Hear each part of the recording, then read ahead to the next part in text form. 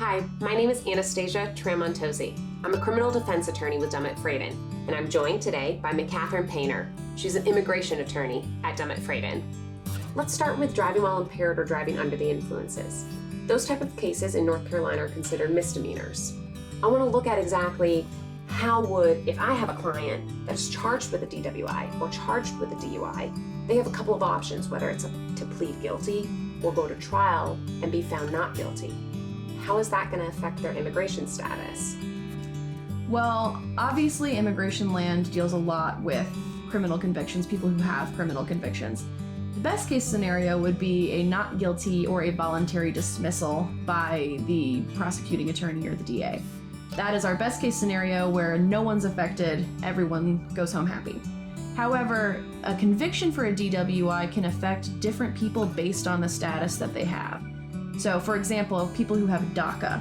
If you are a person who has DACA, which means you've been here since, for roughly 10 years, you came here when you were a minor child, you graduated high school, lots of requirements like that. They're very strict on having a clean criminal record with people with DACA. So, if you have a DWI conviction, you are no longer allowed to have that DACA status.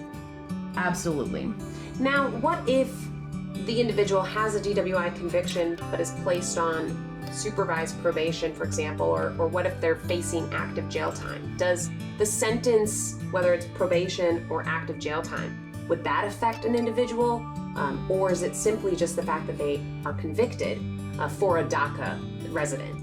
For a DACA resident, it's simply just the conviction. So anything other than a not guilty or a voluntary dismissal is going to pose problems, and sometimes a prayer for judgment continued, are going to pose problems for our DACA clients. There are other circumstances where the sentence actually does affect the outcome, whether that client is deemed deportable or inadmissible.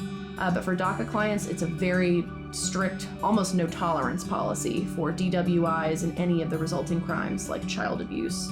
So now let's take a client with a DWI that ends up pleading guilty and is placed on supervised probation. So sometimes with DWIs, an individual can be placed either on supervised probation, unsupervised probation, and in some cases, they can serve active time. Most of the time, these different circumstances and different sentences solely depend on the facts at hand, whether or not that individual has prior DWIs, and also severity insofar as that case itself. So was the individual impaired with above a 0.15 alcohol content, for example? Was there a child in that car? Those are called aggravating factors, which would heighten the level of sentence that individual could receive. So if you have an individual that's placed on supervised probation, at what case and in what circumstances do you find a supervised probation sentence of a DUI or DWI can affect immigration status?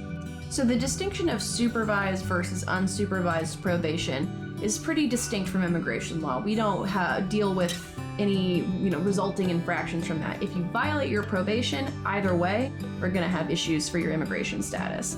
The issue comes into play if you have a conviction for certain types of crimes and you have an active sentence of a year or more. The distinction is some crimes are not considered aggravated felonies for purposes of immigration law.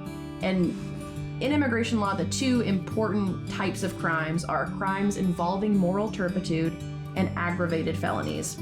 Now, aggravated felony is a term of art, so it doesn't have to be a felony to be considered an aggravated felony for purposes of immigration law. And this is one of those instances.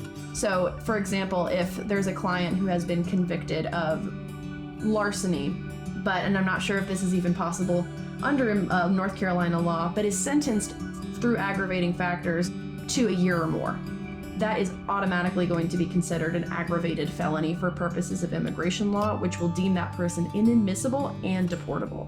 Is a DWI in and of itself a crime against moral turpitude?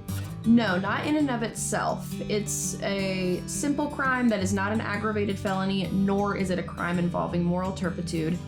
However, there is case law that demonstrates that if you have a prior citation for driving while license revoked, and then you obtain a DWI, that is a crime involving moral turpitude, because not only were you drinking while you were driving or had, depreciable impairment while you were driving, you knew you were not supposed to be driving because you already had a driving while license revoked. That's interesting that the immigration law would treat that as a aggravated factor, as what we would call in criminal defense law. Something like not having an operator's license or driving while your license is suspended. Those are aggravating factors that can heighten your sentence for a DWI.